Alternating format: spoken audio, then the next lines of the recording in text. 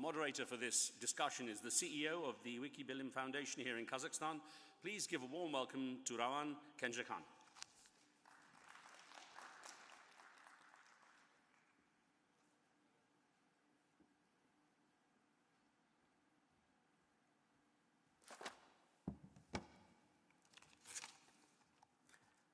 Қайырлы таң, құрметті әріптестер, қадірлі қонақтар.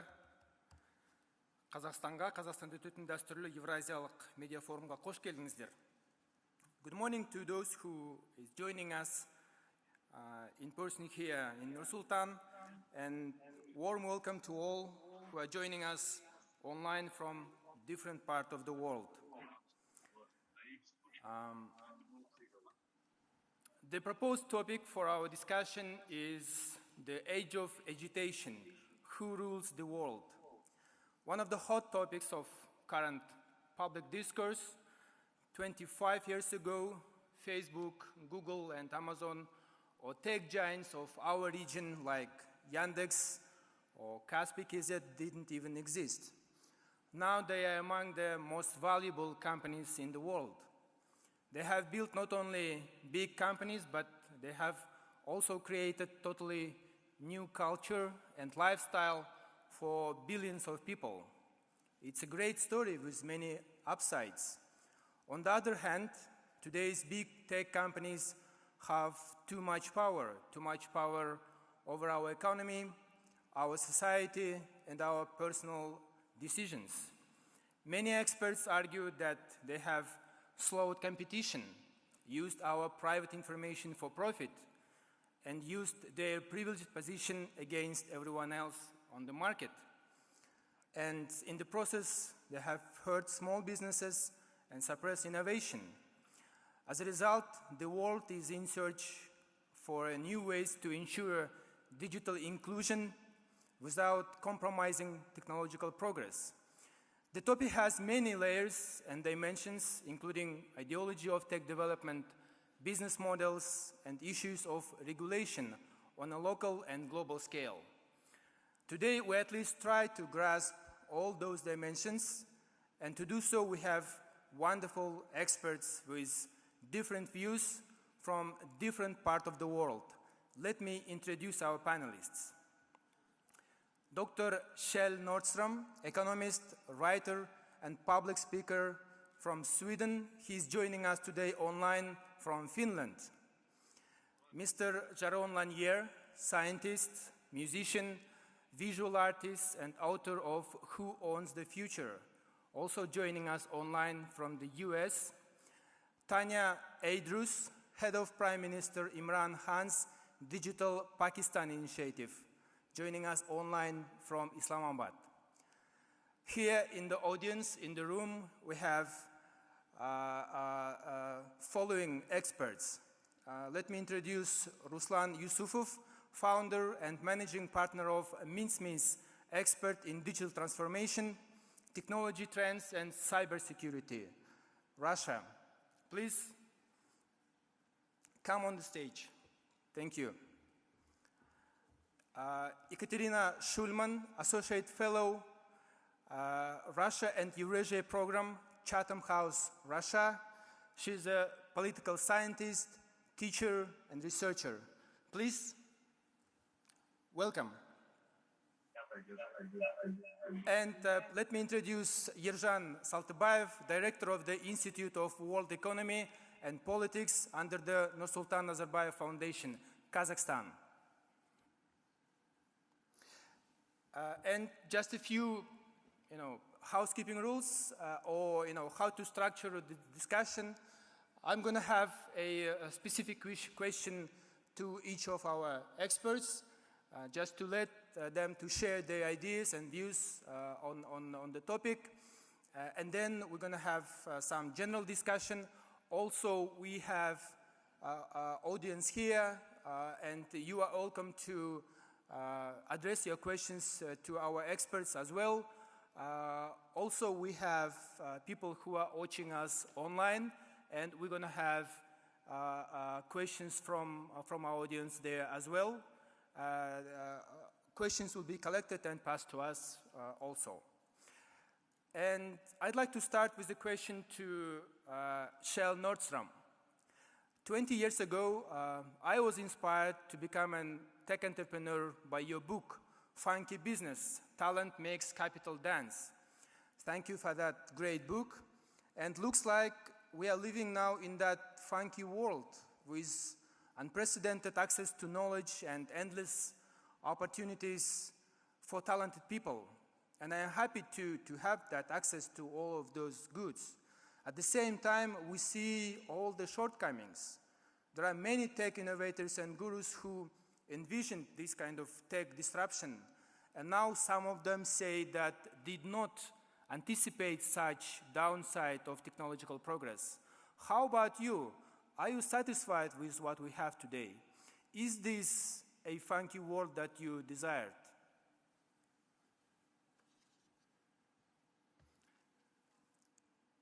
Sorry, we can't hear you. One sec. Thank you very much for your question. And indeed, it is a funky world today, I have to say so. Going back to when that book was written, it was a unique time in human history. The Soviet Union had collapsed a couple of years before the book was written. New technology had been launched in a number of industries, and above all, internet had been invented. So it was kind of a mix of technology, new technology, changes in the value system of the world, and institutional changes, breakups as well as formations. I'm talking about Europe, of course, that was enlarged at the time. So this powerful mix of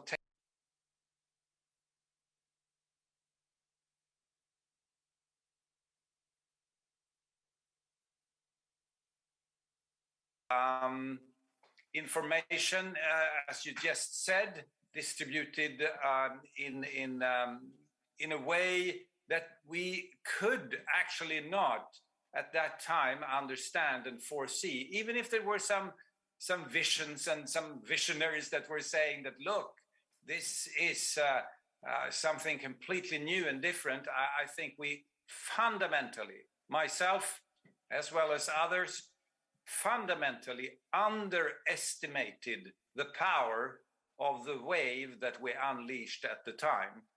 I used to compare it when I talk to business people or politicians to, you know, that bedtime story about the spirit that is out of the bottle. We indeed unleashed a couple of spirits there, and it's kind of difficult to get them into the bottle now.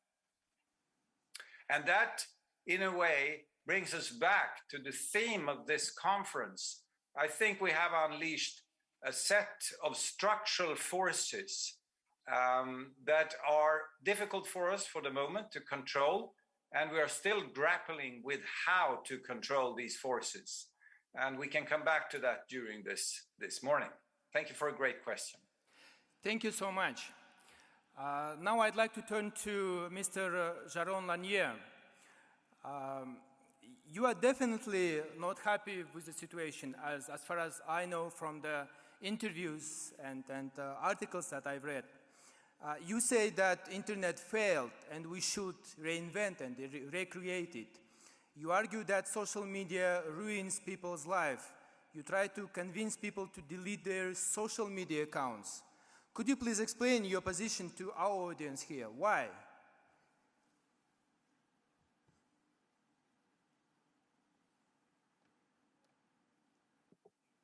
Okay.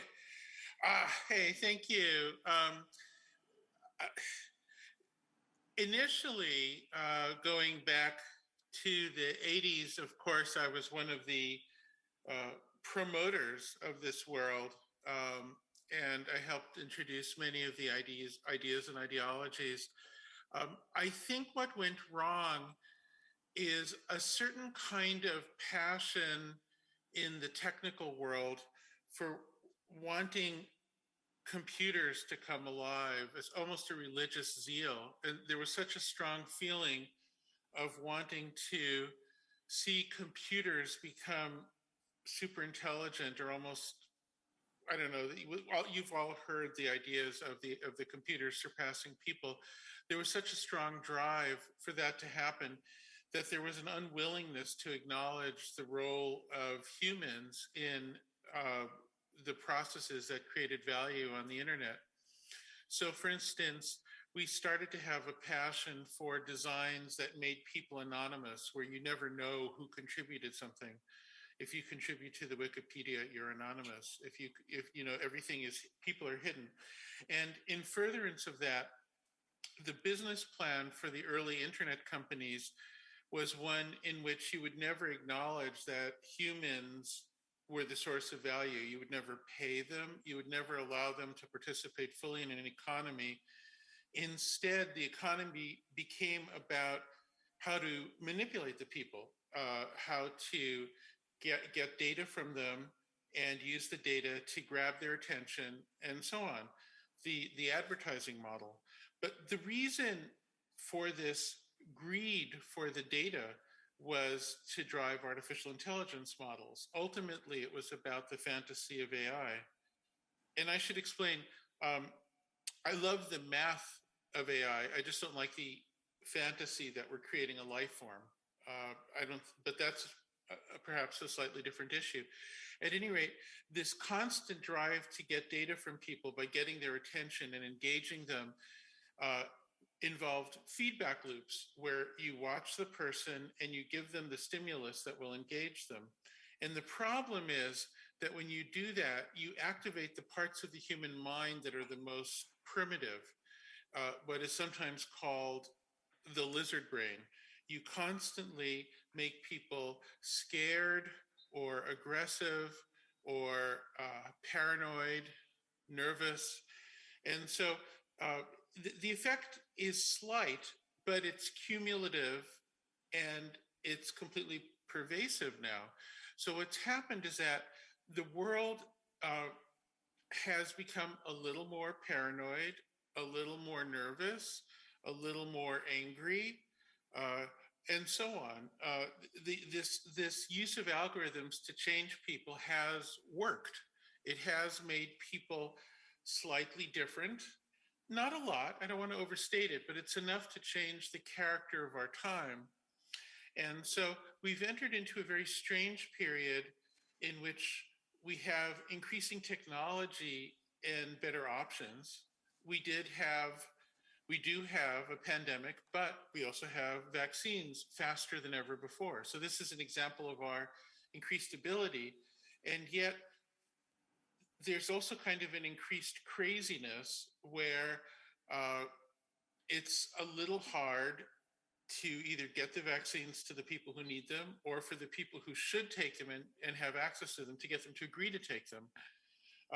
We see an even worse version of the same pattern with climate change, where we have technological options and yet we're making ourselves just a little too crazy to act well.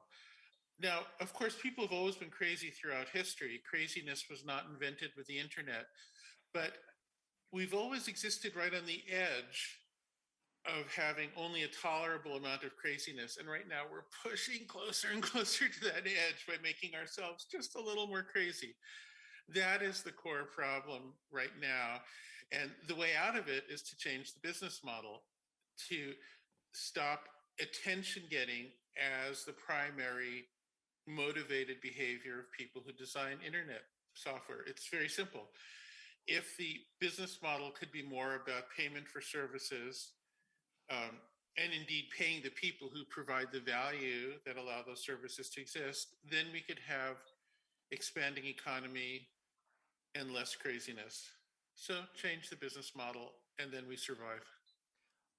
Thank you very much. Well, I think this is really interesting, and especially for those with the industry, because we try to fight for people's attention, and you are offering that now services should pay, first of all, to users of the services to make them share their data.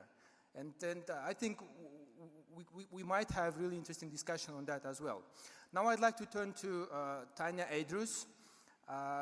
You are leading Pakistan's initiative to develop a local digital industry. Here in Kazakhstan, we have a very similar initiative called Digital Kazakhstan.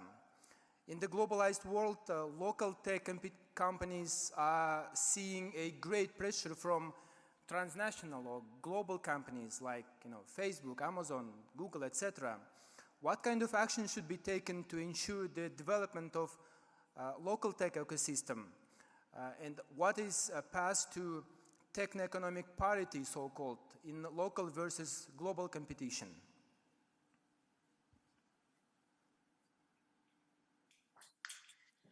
Thank you for having me, and good morning, everyone.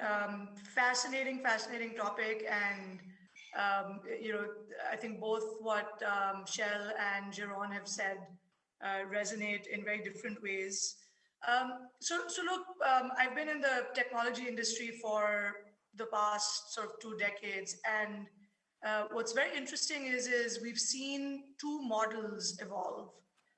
We've seen what Jaron was talking about right now, which is sort of largely the American Western model of large platform companies, which are largely advertising based. And then we've seen the large platform companies coming out of China, which operate on a slightly different type of business model, that move, that are sort of more towards micro subscriptions and sort of charging bite-sized amounts for whether it's content or anything else. However, what has happened is that you've got this really polarized digital world, right? You've got a large part of the world using the American sort of large big tech, what we call big tech today, those products and platforms. And then you've got a large part of the world using the platforms coming out of China. And interestingly, and again, very rightfully based on what Jaron said, it is a race for data, because and we've all heard this many times before. Data is the new oil or the new gold or whatever you want to call it. The problem in this that is becoming incredibly clear for particularly for emerging markets like the one that I'm sitting in right now, Pakistan, is that you have as your users come online. And this is a country of 220 million people, roughly half of them are now online. As the users are coming online, not only is there no awareness around what is happening to their data, both of these types of platforms coming out from both sides are basically entrenched in their lives, right? So the majority of the time that you're spending online is either being spent on apps like TikTok, or they're being spent on products or platforms like Facebook. And so as a result of that, when you look at it from a government standpoint, there really is no sense or understanding or ability to sort of hone in or tune in to what a citizen or sort of a large number of citizens are doing.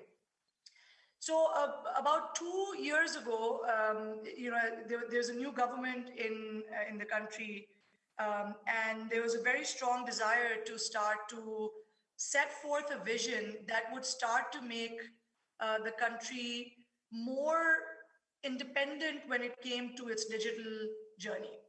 And so there was a program called Digital Pakistan Envisioned, which broadly fell and was divided into 5 pillars. And again, none of these are rocket science, but I'm going to walk you through them because sometimes it's important. And again, often we've seen this over and over again in large parts of the world, that unless there is a very clear plan and a vision, towards where and how you expect your public and your private sector to move towards, you basically end up really not having a good sense of what's happening in the industry or what's happening with your users. So, broadly, the 5 pillars for Digital Pakistan, the first one, again, very, very, basic, is access and connectivity.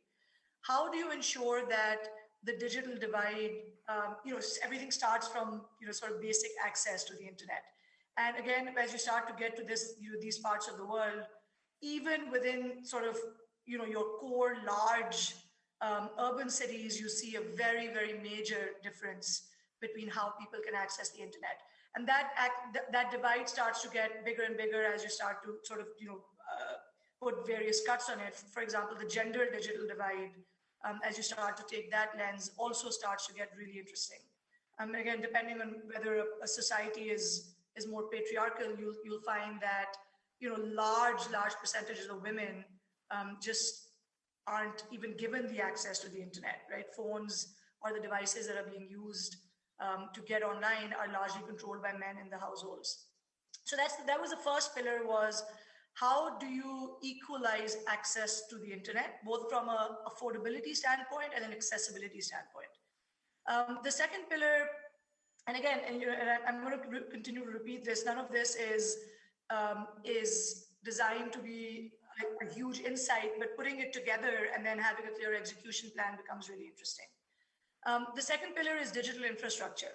And really what this is as when you're laying out the physical infrastructure in a country, you're building roads and bridges and all of that.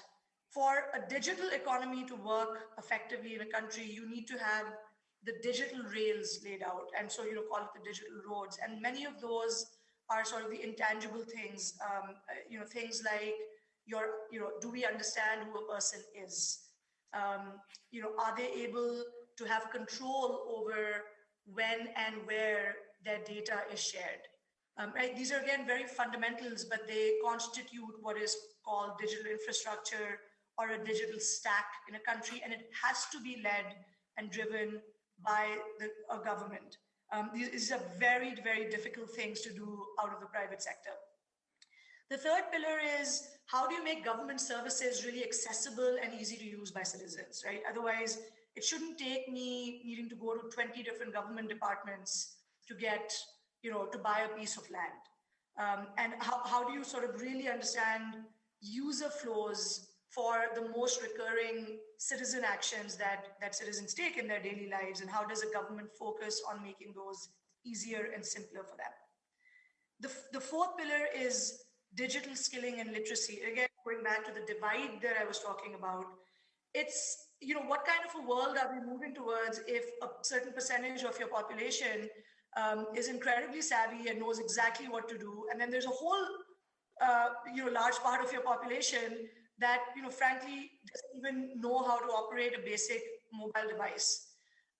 And so, imagine the difference and the divide and the access to information that starts to come to play. And again, particularly very, very stark in emerging economies like ours.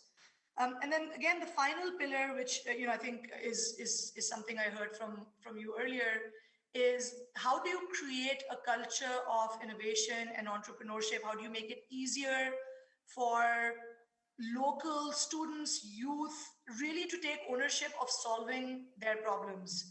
And we've consistently said an American company is not going to be able to figure out how to solve a problem for a woman living in a rural village in Bangladesh.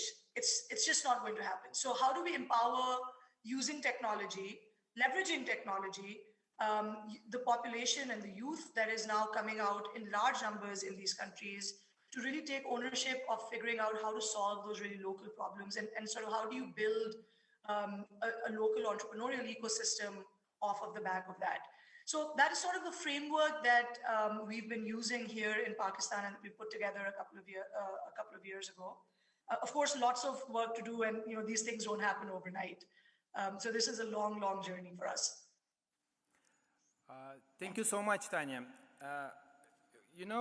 I think what you described right now is very, very similar to what we have here in Kazakhstan as pillars of the program, and looks like on a local scale, when we try to develop local tech ecosystems, we emphasize on how to develop it, but we discuss much less threats, shortcomings, and all the risks and agitation part of the problem than it is discussed on a global scale. So having said that, I'd like to turn to our audience here in the room. Ruslan, question to you. Russia is a great example of how local tech companies can effectively compete with global giants. Yandex, Vkontakte, Sber are showing great results. But don't you think that local giants will do the same, limit competition, manipulate data, and so on, what we see on a global scale? How can governments facilitate the decrease of this negative effect of digital platforms? What kind of policy-making environment should be embraced to fight inequality, ensure protection of data, and sustainable growth of tech companies? Thank you very much for your question. Hello, everyone. Great to be here, and it's my honor and pleasure to be among such a great audience. Well, tech giants, they're businesses, and businesses are driven by their stakeholders' interests, which is earning money, which is definitely most difficult to achieve any other interest besides earning money when you're a public company. And every step you take, which can be publicly interpreted, will affect your market capitalization, which is the case of Google, which is the case of Facebook, and the case of the companies you just mentioned. And, well, on the other side, we are facing challenges that humanity has not yet encountered ever, like the use of artificial intelligence and its implications. So, on the other hand, new products are launched onto the market within months instead of years, and the competition is enormous. If you don't take the opportunities the market gives you, your Chinese partners or competitors, or your American competitors, or your competitors from other countries will definitely do. And, well, the question I'm usually asking programmers, do you study ethics? And I still get negative replies. Programmers do not study ethics. They study programming, they study history of computer science, they study everything besides ethics. But ethics is one of the most demanding, I would say, kind of educational programs in Harvard and Oxford right now. And if we think, well, who rules the world, I would say data and algorithms rule the world, because they tell us how to live, and they tell us what to watch, and they tell us whom to be friends with. And long story short, in this rapidly changing environment, when tech businesses are driven by financial side of their activity, where in the world where you have to launch a new product every several months, and you have to fight for your place on the market, definitely the prohibition or trying to regulate everything is not an option, because you cannot regulate what we have not yet faced. You cannot regulate something that we will see in the upcoming 5 to 10 years. And let's take one simple example: the regulation in the field of privacy and in the field of consumer data. When you sign all those checkboxes and when you sign all those papers allowing companies to use your data, it does not protect you. It protects the companies. It makes them being compliant, and when the regulator comes to them, they say, look, we have all the signed papers, we are fully compliant, but it does not reflect on protecting the data of the mass of the general public, as we see according to all those leaks we face every day. So, coming back to your question, what platform should be built? What the policy-making environment should look like? I think it should look like probably like this platform. We have different experts from different fields discussing topics. We raise questions, and we might not have answers to all of them, but definitely it lies somewhere in the field of cooperation, in the field of partnership, and in the field of being able to sit around one table and discuss the issues with different people. But sometimes different people around this table, they talk different languages. Like programmers talk their own languages, they have their own motivations, they make decisions according to their beliefs. The government is another story. The business that wears suits and ties, they look at those, you know, programmers with blue hairs who are looking for some exciting you know, challenges. And well, we probably need as many different views on this table as possible. Political experts, futurologists, ethical experts, because if we as a humanity, as a society, if we make this mistake, it can be extremely harmful, and maybe the damage we would not be able to fix the damage. Thank you, Ruslan. Well, interesting, but anyway, you know, appealing to ethics and, you know, discussions so far not really effective in this situation, and we are more and more heading to, you know, local regulation policies, and here I'd like to turn to Yerzhan, and we see that there is a so-called balkanization of internet. There are a large number of governments trying to impose more regulations on digital companies. In this context, what do you think the main trend in internet regulation for the coming 5 to 10 years is going to be? Is the creation of so-called sovereign internet, similar to Chinese example, going to be the next steps for different regions? Well, thank you very much for the question, and thank you for inviting me to this conference. Well, first of all, I would say that we are living during the new type of the economy.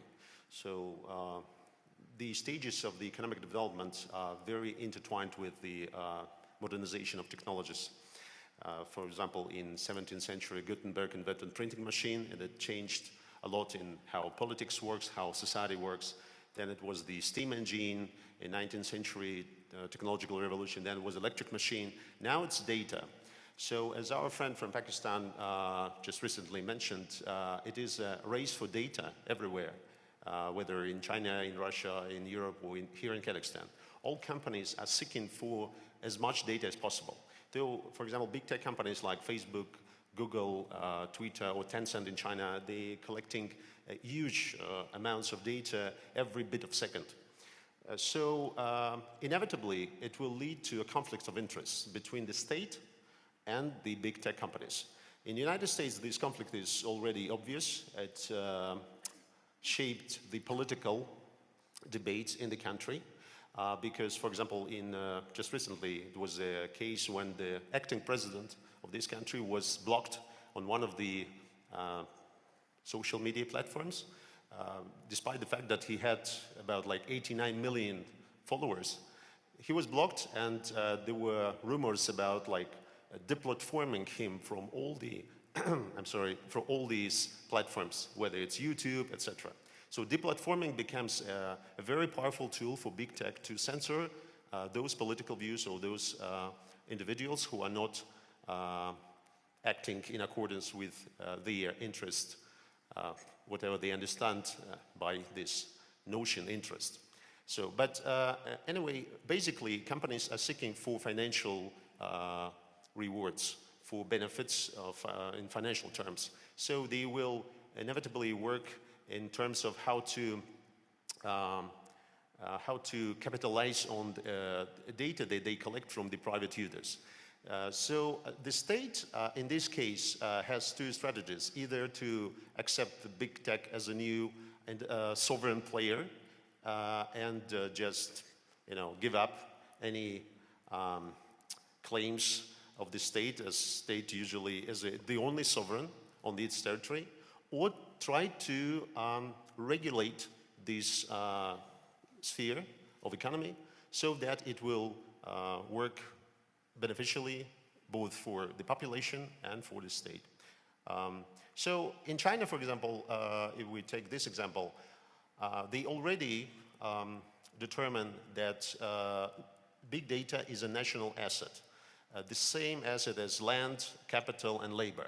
So the state has the ultimate right to regulate big data and the using of big data by all private companies. In the United States, I think the situation, and in Europe as well, will move slowly, but only to this direction, because it is the only option for the state to have a control over its own economy, over its own processes within economy and society as well, because big data is the, penetrate every part of the political, societal, economical life.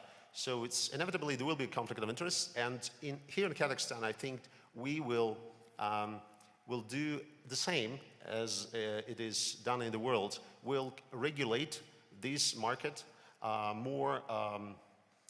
more nuances, with more more regulations in terms of legislation. For example, just 2 days ago, it was initiated a new bill in our parliament to regulate social media in Kazakhstan, and I think it's a right move in the right direction, because the state is, as the only sovereign on its territory, have the ultimate right to regulate all these economical processes, as well as social media, because social media becomes a political tool, and a very effective political tool, and sometimes very destructive.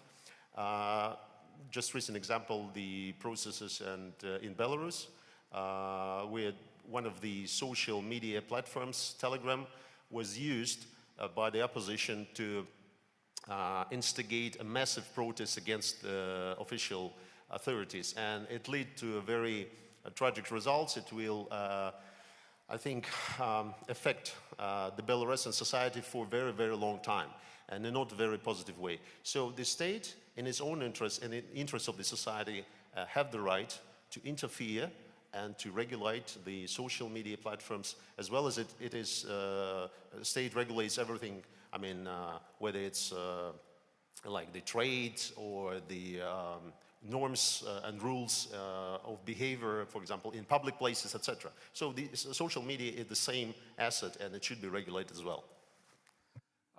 Thank you very much. I'd like we should be coming back to this discussion with our guests who are joining online a bit later, but we're gradually coming to these political implications of what we have in digital landscape. And I'd like to turn to Ekaterina. We see a huge shift in public opinion about social media and its role in promotion of freedoms around the world. Many of us believe that in 10, 20 years, social media gave people around the world a voice, especially in countries where freedom of speech was suppressed. Do you believe in importance of social media in promotion of democracy and empowerment of people? Thank you for the question, and thank you for the opportunity to be here. It's been a fascinating discussion, and I'm also privileged to be kind of the last to conclude the first part of our panel, because being a political scientist, I've been fascinating to listen to the different views expressed by the participants. We all are trying to kind of feel the elephant in the room, or the elephant which is too big for the room. There has not been a view expressed here which is not founded on some part of the reality, and at the same time, there is not a thesis that could not have been expressed in exactly the opposite terms.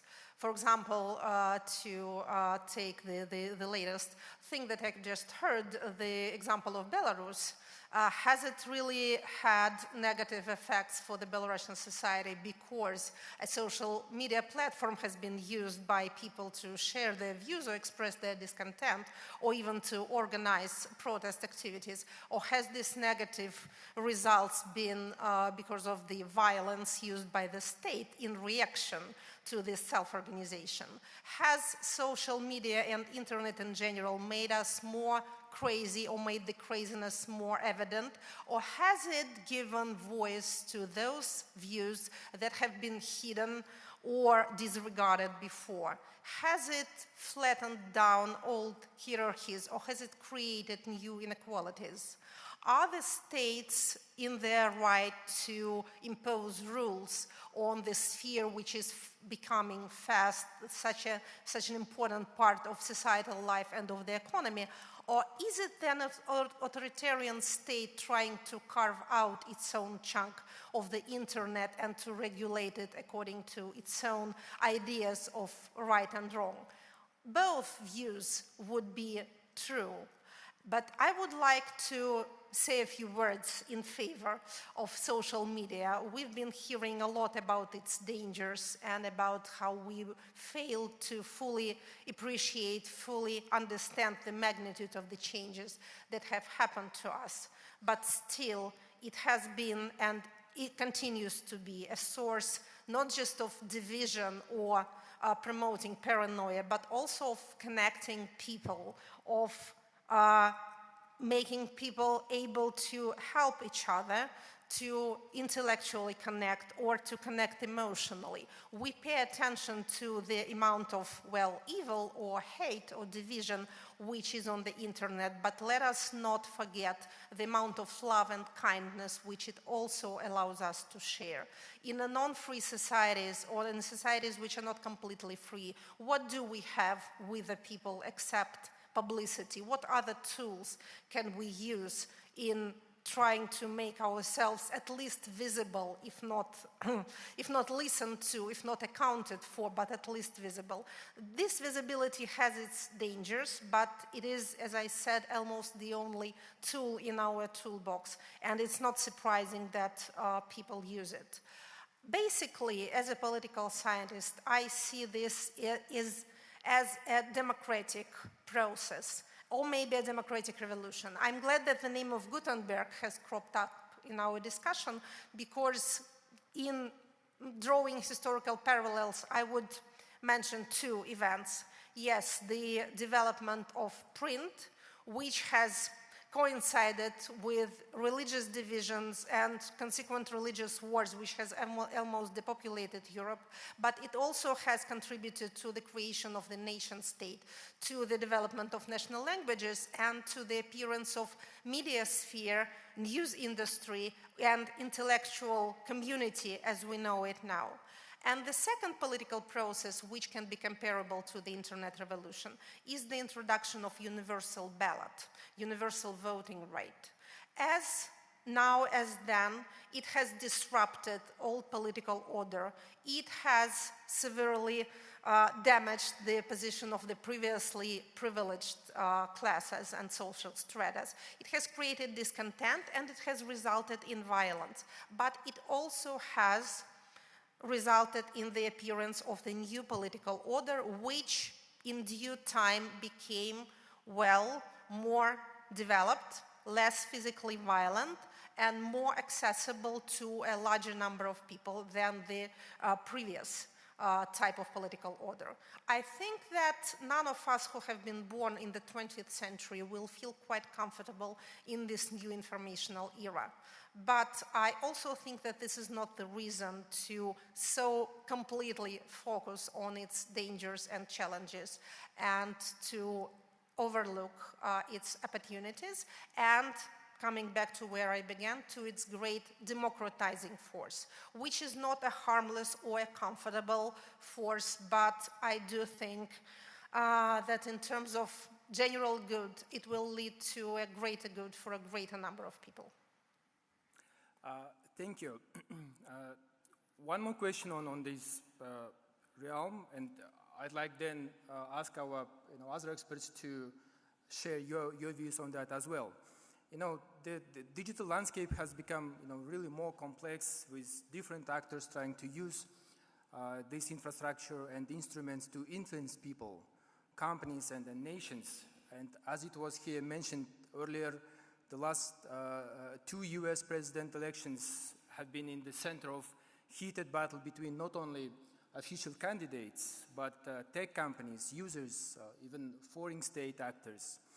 What is the role of ordinary users of social platforms here? Are they merely spectaculars, or objects of influence in this process, or really active participants? Ekaterina.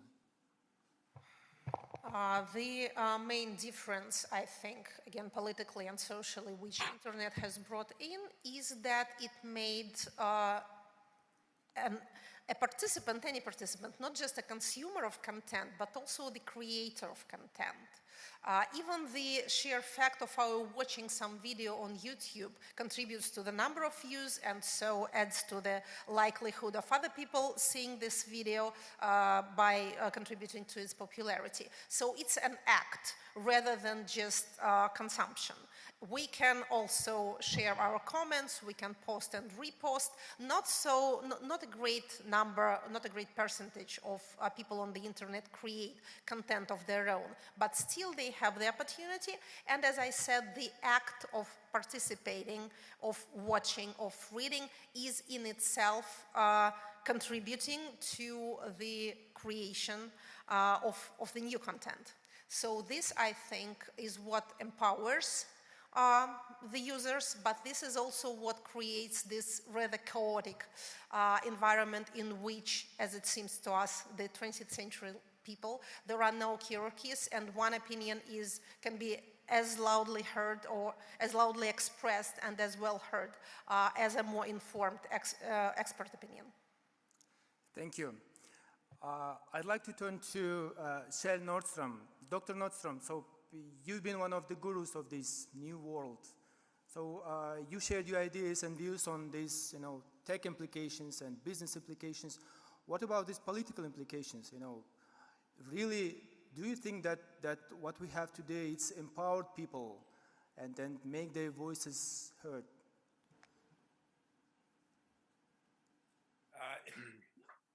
In some senses, yes, more empowered people. However, there is a big however here. All industries on planet Earth, the automotive industry, the fossil-related industries, oil and gas and what have you, when they are born, they are in many cases completely unregulated for obvious reasons. They are born usually because of an innovation or an insight, and they are given almost a free ride for the first 5, 10, 15, in some cases, several decades, before we gradually start to format, regulate, and structure these industries so we make sure that they serve higher purposes than business and commerce only. Now, we shouldn't forget that the issues that we discussed today, the industries that we relate to today, they're rather young, and we are in the beginning of a regulation process. And now we are discussing who owns the data. That's what we're addressing here basically today. Who owns the data? Is it you, me, and the rest of us? Should these companies pay for using these data? Because it's my data. It's Jaron's data. It's all of us own these data.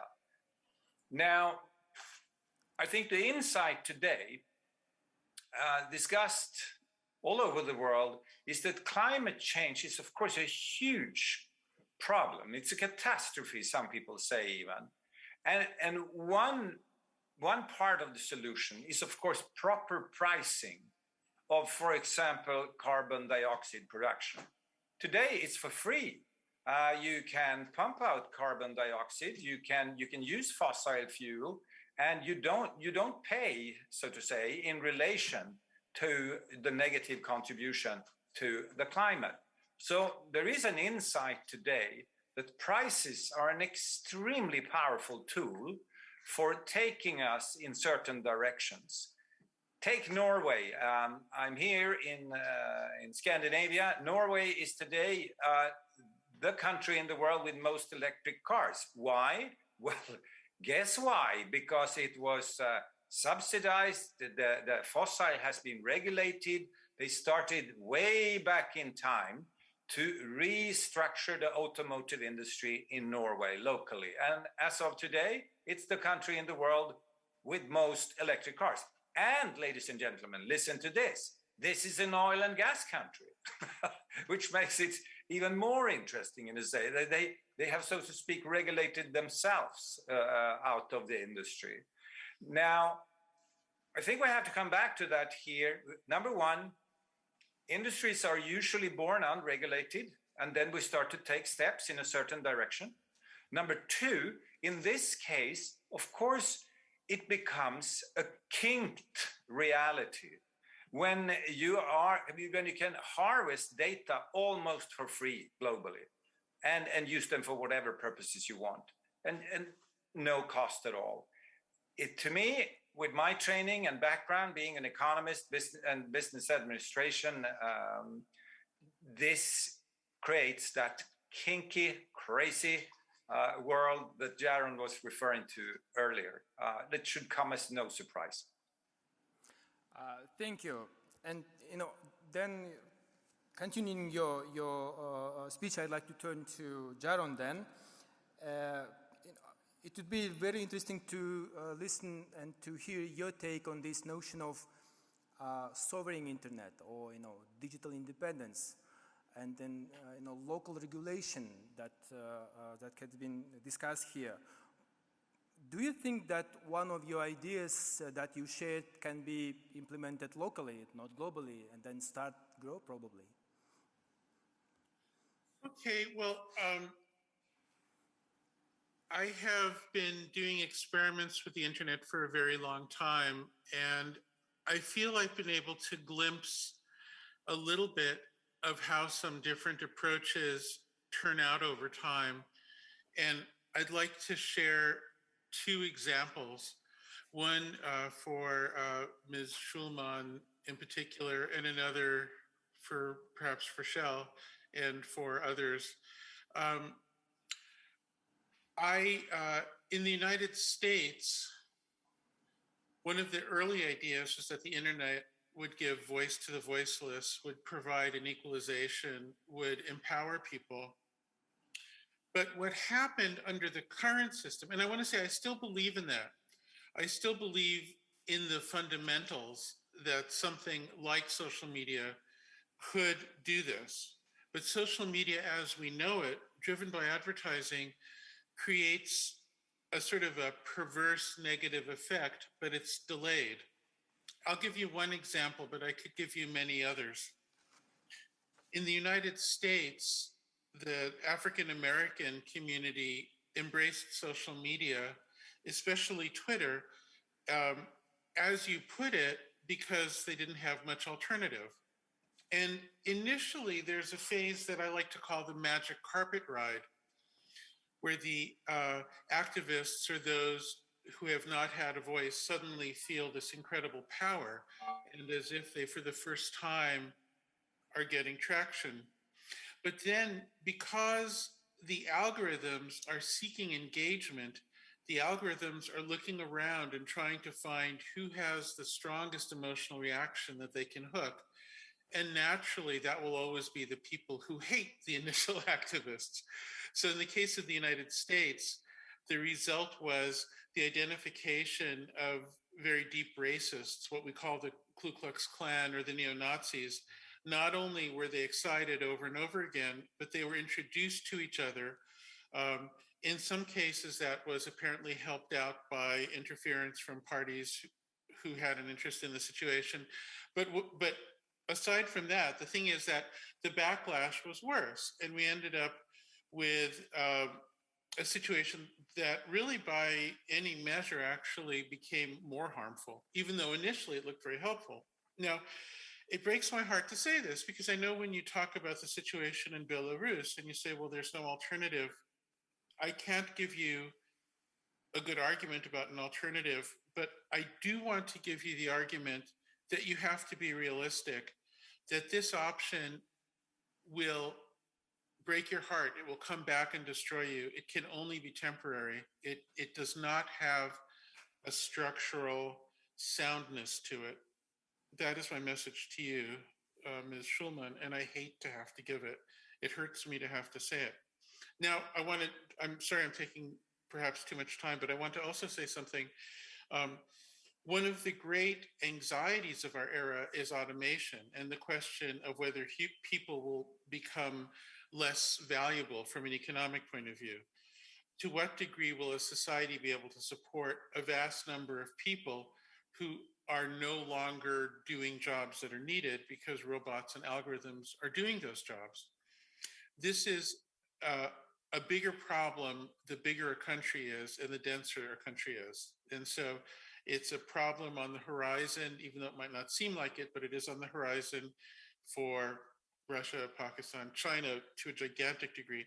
And the approach I was talking about before, where you recognize that there can be no AI program without a lot of data from people, no matter how much you think an AI program might be able to teach itself or whatever, it still needs guidance from people. It still needs examples from people. It still needs taste. If we could create a society in which the people who provide those inputs find new ways to make a living on the basis of that participation, then what we will do is we will create future societies with more and more creative classes instead of more and more dependent classes. That is something governments should want.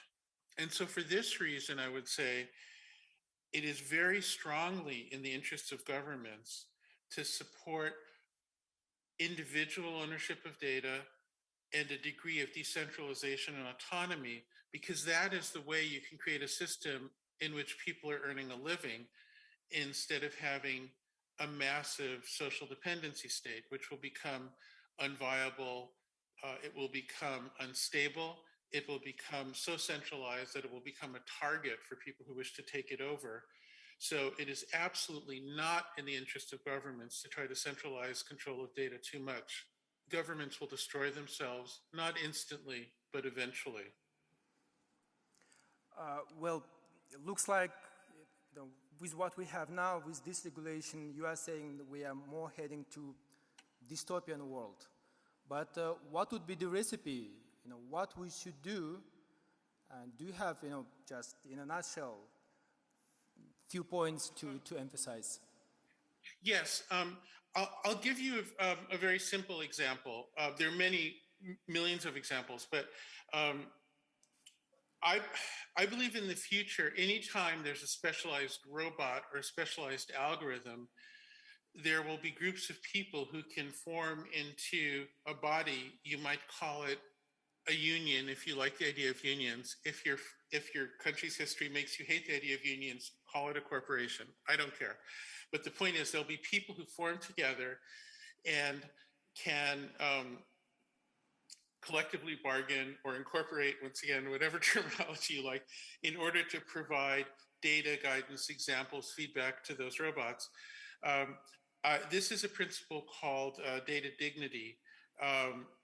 It's one pilot program I'm involved in now is a robot that cleans up beaches in a French beach that was covered in garbage. And when the robots had to learn from random data what garbage to pick up and how to sort it, what to do with it, they were okay. But when people started to get paid to make the robots better, they got much, much better.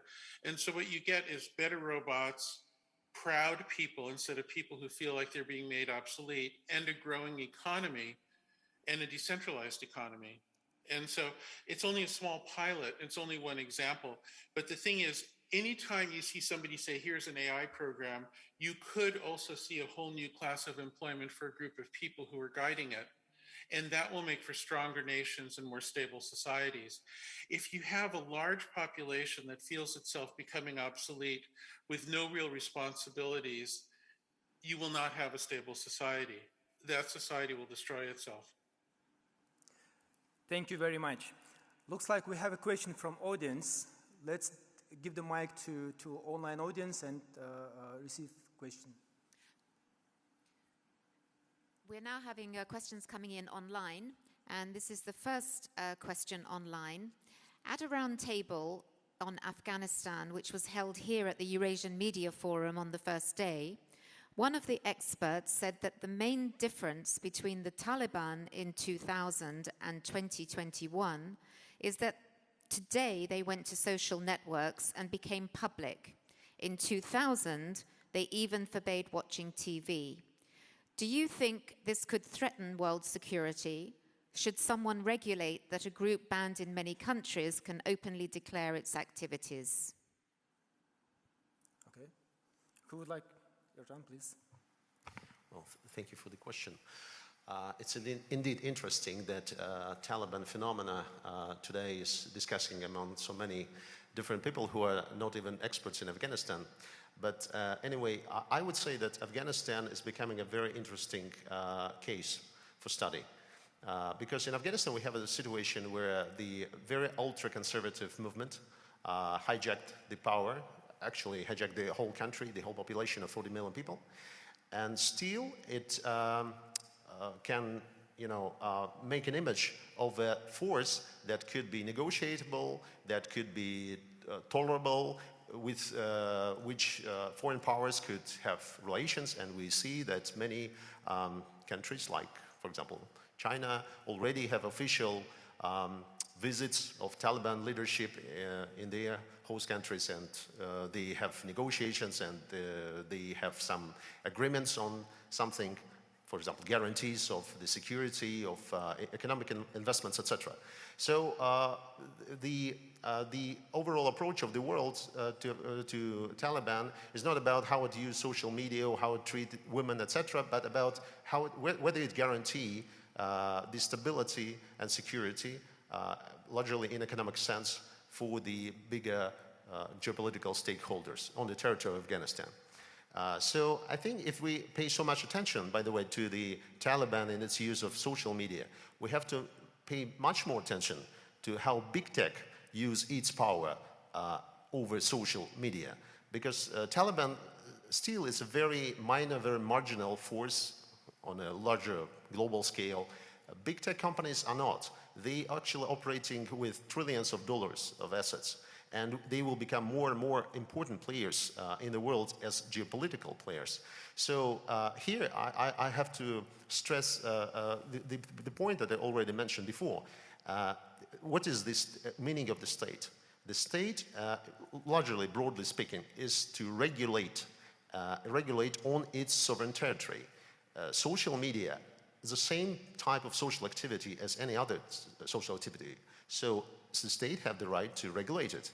So if in the United States, for example, big tech could censor political activities of official political leaders, then it raises question of to what extent social media have this, power, and what is the red lines for the big tech and for the state, and where the interests have to be negotiated, maybe. In the case of in Kazakhstan, I think we are moving in the same direction as all countries are moving. I mean, in terms of regulating this sector of economy, and I think it's a right decision to regulate it, because otherwise we will have a total social anarchy. Thank you. If we may, I'd like to come back to this discussion on regulation and regulation policies, versus local and global. Ruslan, you represent, as an expert and also as an entrepreneur, the Russian local tech community. Do you think that when we discussing regulation, local companies should have different rules and different opportunities rather than global companies? Should they be protected and promoted by government? Well, probably they should not be interfered with. Let's start with this one, this assumption. I think regulation is the word we mentioned, it's definitely in top 3 of our discussion today. But if you remember when Mark Zuckerberg was sitting in front of the Congress for 11 hours, and he had to explain what cookies are to the people who are not aware of what cookies are, but somehow those people regulate. I think this is an extraordinary situation where those who are not aware of some issues should regulate those issues. And which is more complicated, those people have to regulate issues to arise, but which we do not have yet in place. Like, you probably know all those stories about the autonomous cars that will have to choose themselves whom to kill in the car crash. But imagine that you come to the car shop just to buy a new car, and you are given two software versions. Like, the first software version will kill the pedestrian in case of the car crash, and the other software version will kill you as a driver. Just imagine what good and bad, how the good and bad will change in the moment we as a society will have this offering. So, speaking about, well, regulation or protectionist measures or some specialities regarding international companies and local markets, I would say it's not only business anymore. It's much more. It has a lot of layers. Like, well, name any company, Facebook, Google, or whatever, Amazon, whatever. It is business in one layer, but on the other layer it is a data collector. It is the influential force on the society and the ways the people think while they consume the content Facebook gives them. And, well, now we know that we live in bubbles, right? We live in bubbles because the way we like, the way we read, the way we repost, the algorithms, they show us what we tend to like, and we tend to be much deeper in this bubble because we are being shown what we would like. Then we click, and then we're not given any opposite opinion. So this is another influential force of those companies, which we already mentioned. Another one is the diplomacy and geopolitics. Like, I will give you just one small example. The central bank digital currencies, which is a phenomenon being discussed since 2014, if I'm not mistaken, and now about 90% of central banks globally are discussing this issue, including Russia, speaking about digital ruble. And in China, they have digital yuan in place, which is being piloted right now. But this initiative being promoted by the Central Bank of China, it has different layers, and one of the layers is that this blockchain platform will include hundreds of different open protocols.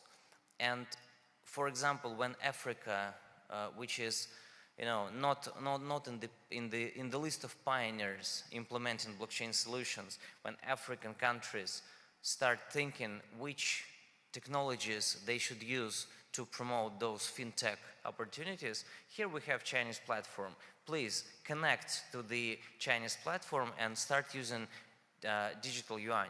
And we can find ourselves in the world where we have like old financial system which has American dollar as the main currency, and we have new fintech system which has central bank digital currencies and digital yuan as the main currency, because you have what is called vendor lock-in. You have China as a vendor. So speaking about, if it was only business, then we could talk about how to regulate it as a business. But now we have much more, and it is much more complex, and it is the issue of national security, it is the issue of protecting data leaking out from countries to other countries, it is the issue of protecting citizens from cyber criminals, and many, many other. So we have a lot of different stakeholders around this process, and it is very difficult to make some decision that will suit everybody. So it is extremely challenging. Thank you. We have another question from the audience, please.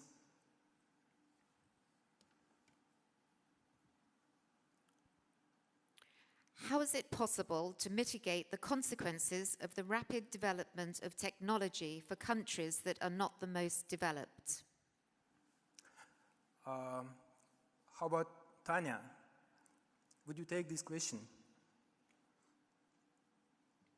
So this is a bit of a billion-dollar question.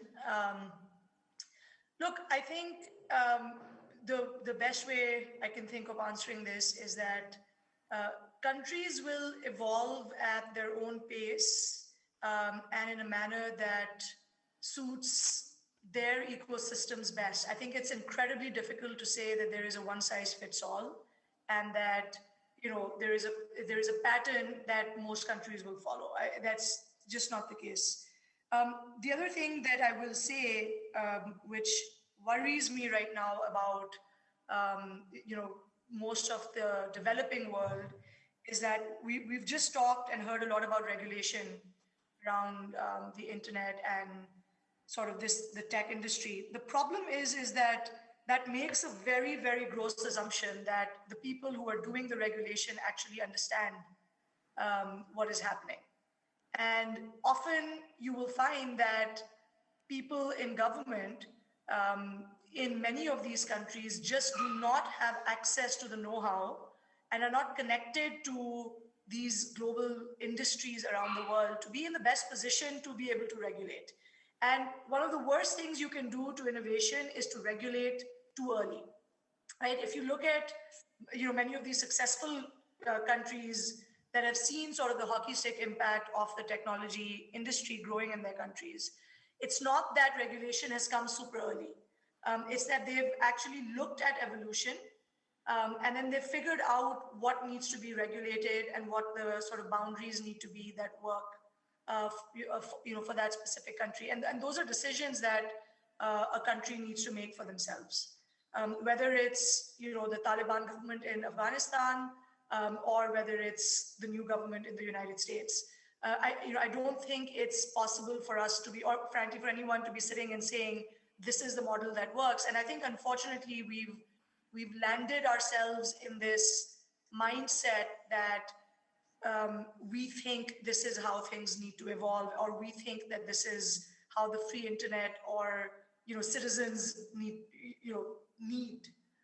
And the reality is I think at some level we need to allow for that evolution to happen in these countries as more and more people start to come online and start to really understand what the power of democratization that the internet allows them offers.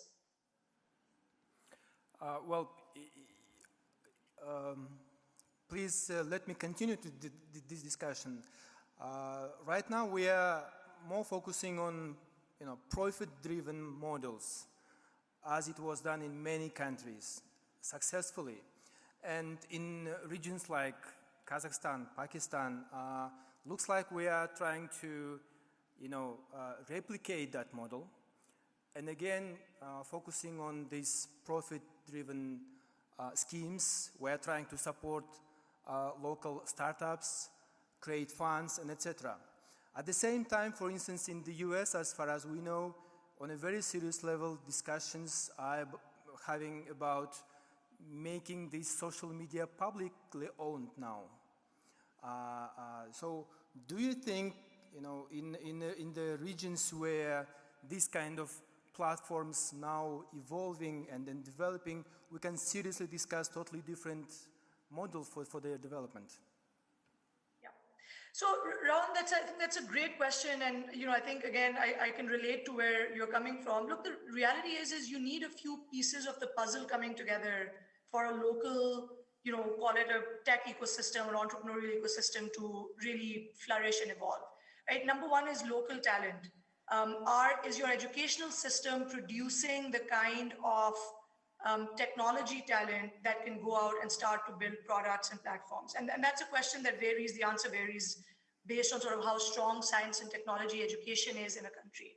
The second thing is, at the end of the day, it's very difficult for us to compare countries that have a very, very low influx of venture capital dollars to countries that have seen a large amount come in. most of particularly consumer-focused models, many of them tend to be venture-backed, and the growth that you see that is required comes from really impacting and changing user behavior, whether it's in areas like e-commerce or digital payments, or pick up any of these sort of consumer models. The challenge that you find in many of these economies is that there is severe brain drain. So the top talent that comes out tends to leave for greener pastures. And this is the same story that repeats itself in all of our countries. Right? Secondly, venture capital money has just not been flowing in at the level it has gone to centers around the world. And so if you put those two things together, and of course, by the way, ease of doing business in those countries is incredibly hard. It's tough to open a bank account as a 22-year-old, right? It's tough to register a company. It is tough to, to move money around. These are the fundamentals of starting a new business. And if a state makes it incredibly hard for someone who isn't connected to be able to do those things, and you're not seeing venture capital growth funding coming, and your top talent has left, that sort of leaves a very big gap when it comes to the, what you're calling the profit-driven or what I call the tech ecosystem or the entrepreneurial ecosystem to really flourish in a country. So I think those are pieces that we need to really, really think about individually in our countries to see how do you sort of spark that by trying to figure out how you bring these pieces of the puzzle together. Thank you so much. We have one more question from the audience, please.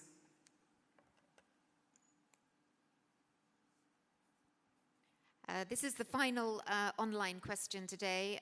What ethical questions should humanity ask itself in order to develop harmoniously with technology? Interesting. Who would like to take this?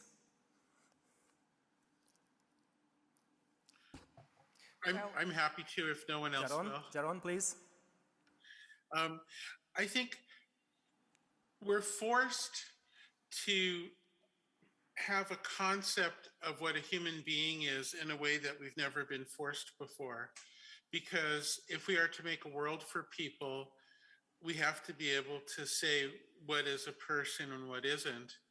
I think some of the examples of whether a car should kill a pedestrian or the driver are somewhat forced, in that many of these examples would only come up very rarely. However, what could come up very commonly is whether a system should favor the algorithm over a person.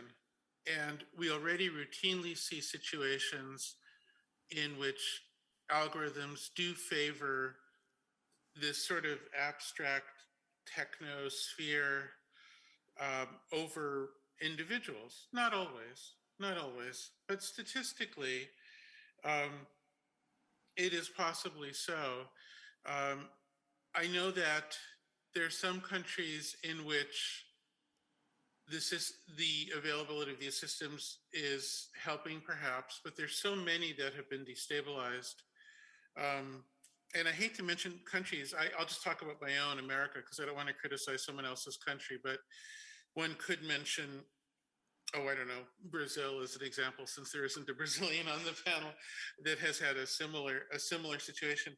And I think ultimately what we have to do is demote computers, demote technology. We cannot ask the question, how do we evolve with technology? We have to treat technology as being subordinate, as being sort of nothing, and only people as being real. It's a sort of a spiritual feeling, and that's difficult because people love a sort of spiritual fantasy about technology, just like they love fantasies about the state being something superior to individuals. But ultimately, they're only individuals. And ultimately, ethics has to elevate individuals more and more. There's no other alternative that makes sense. So the future of ethics has to be ever more radical humanism, as difficult as that will be. Thank you. Jaron, your views are rather radical. And let it be the last question to everybody probably. Do you believe in a world with fair distribution of wealth and fair usage of data? Is that possible?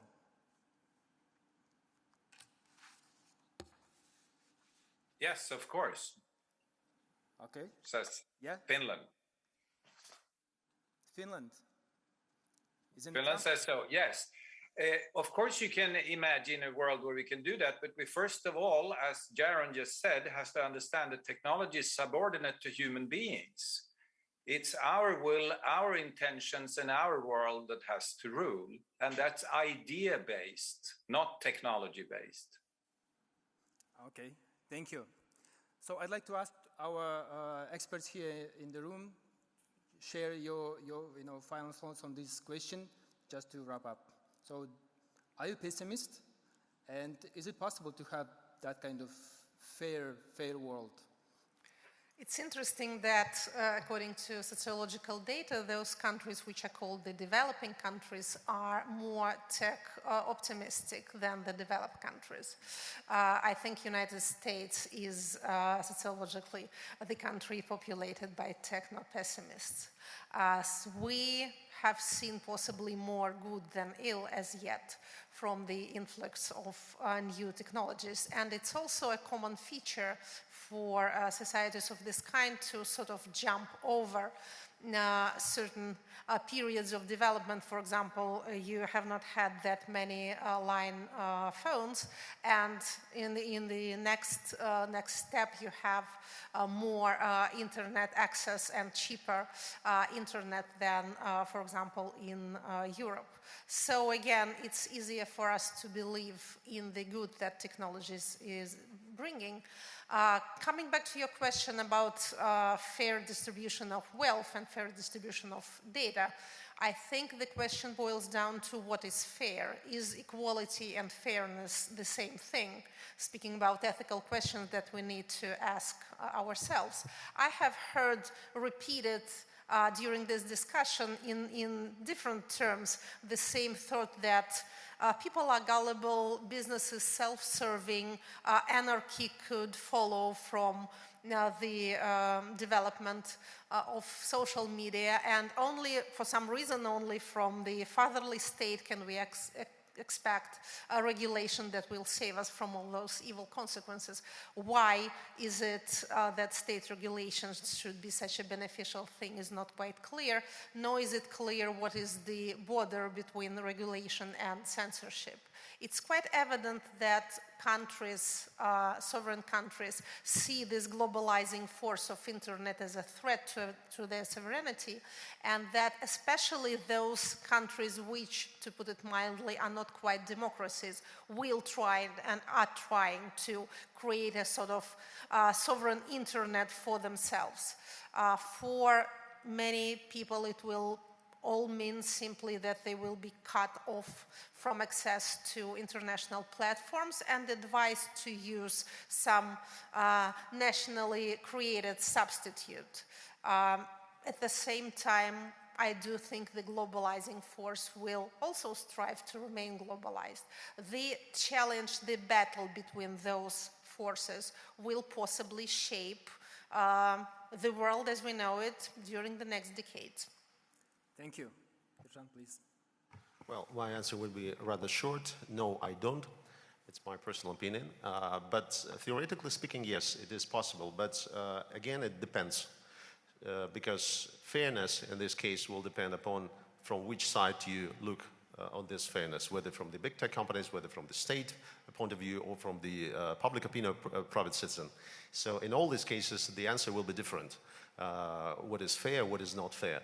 Definitely today, big tech have too much power over big data, and it should be regulated more strictly, and the state is the only actor who could regulate it more strictly and more fairly, by the way. Thank you. Ruslan. Probably we will find ourselves in that society when we get rid of money, and probably reputation will become our new currency. But it will be in the long term, and there is a great saying that tomorrow will be hard, the day after tomorrow will be even harder, and not everybody will survive. Some will die, but after that it will be great. So I believe we are at the hard part now, and we can move to a great future, but we also can move to a very dystopian future. Let's say, well, now we are observing dramatic changes in the way we limit our transportation. We have borders in the global world. Just in 2 years, the world is totally different. It is segregated, and we are more and more we're discussing social ratings. And from one point of view, it is a great thing to do to evaluate everybody according to the good and bad. But the problem is we still, different people and different countries and different cultures treat good and bad in different terms, which is good in one part of the world is totally bad in the other part of the world. And if we start measuring people according to, well, we don't have this unified, basis and ground for good and bad, but we already digitize everybody and get those data, and we make our judgments based on those data. Well, right now we get or not, or we don't get a credit or some loan in the bank according to the data. But tomorrow you will not be able to get your kid into school because of the social rating of your family. So let's see how it goes. I hope we will use technologies for the greater good. But let's remember there are bad people with bad ideas, and we have barely scratched the issue of cyber criminals, which is a huge topic, and they know what big data is, they know what artificial intelligence is, and they use it, and they have huge budgets, and well, they will not be, there is nobody to regulate them. Thank you. Thank you very much. So now I'd like to wrap up this session. I'd like to thank our experts. Thank you so much for making time for us. Dr. Nordstrom, Jaron, thank you so much. Tania, for joining us from Islamabad, Finland, the US. And of course, thank you for those who make time and make it possible to come here and join us. I think we fulfilled our mission, at least as an experts and public, to contribute to the discussion. I think we brought really interesting ideas on regulation. It's the most interesting, most challenging part of this. We've discussed things like sovereign internet, digital independence, and I'm really happy that we brought the topic of ethics, ethics of internet, data dignity. Thank you so much for that. And having said that, thank you so much, and have a fruitful rest of the day. Thank you very much. Thank you to Rauan, Kenzhekhan and his panelists. And ladies and gentlemen, don't forget, you can ask questions from the hall as well. Just put your hands up if you have any questions when we are doing sessions, and those online can send the message through there or through the app. Thank you very much. We're going to take a quick coffee break here, and then we return for our next session, the media session, which looks at media and technology 2021 trends. We'll see you then. Thank you. Thanks.